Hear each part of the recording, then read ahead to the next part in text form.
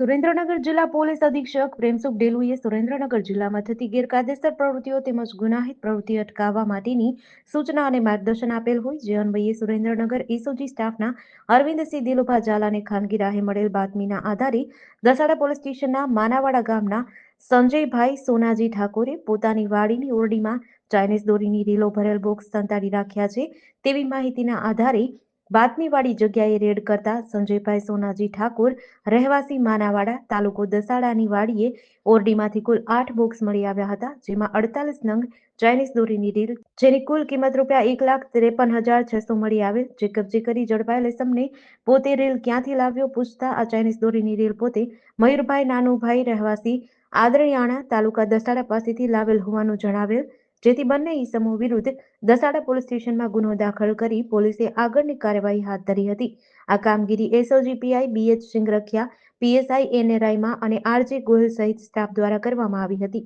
GDC news સાથે જયેન્દ્રસિંહ ઝાલા લખતર।